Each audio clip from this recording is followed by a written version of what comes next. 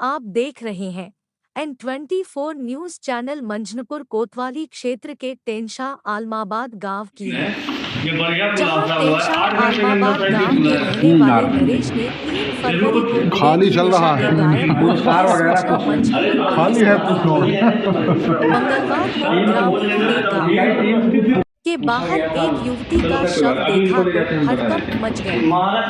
युवती के शव मिलने की सूचना मंझनपुर पुलिस और नरेश को दिया गया। सूचना पर पहुंचे नरेश ने कंकाल की शिनाख्त अपनी बेटी निशा के रूप में किया, जिसके बाद पुलिस ने कंकाल को कब्जे में लेकर पोस्टमार्टम के लिए भेज। देखिए, थाना मंझनपुर पे एक 21 वर्षीय युवती की गुमशुदगी रिपोर्ट 3 फरवरी को दर्ज कराई गई थी। 7 फरवरी को उसी गांव के बाहर एक अज्ञात शव मिलने की सूचना प्राप्त हुई थी, जिस पर उसके जो गुमशुदा युवती है उसके पिता द्वारा अपनी बेटी के रूप में पहचान की गई थी।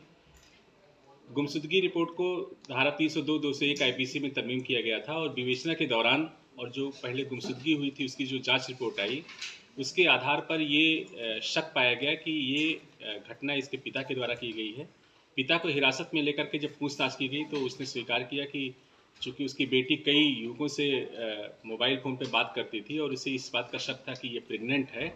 इसी आधार पर उसने अपनी पत्नी के साथ मिलकर बेटी की गला घोंट करके हत्या कर दिया था और शव को अपने 2 भाइयों के साथ मिल करके ठिकाने लगाया था। शव को जल्दी से गलाने के लिए उसने बैटरी का पानी निकाल करके उसके ऊपर डाल दिया था। सभी चारों अभियुक्तों को गिरफ्तार कर लिया गया है और उन्होंने अपना जुर्म स्वीकार कर लिया है। इसमें जो भी विधिक कार्रवाई है वो हम कर रहे हैं। आज वो जेल जा रहे हैं। इसमें हम अग्रिम जो कार्रवाई रहेगी वो भी कड़ी कार्रवाई की जाएगी। सर, इसमें जो बात आ रही कि कई लोगों से बात करती थी, तो क्या उसके नंबर को कहीं सर्विलांस उसमें लगा के ट्रेस किया गया कि कितने लोगों से बात करती थी?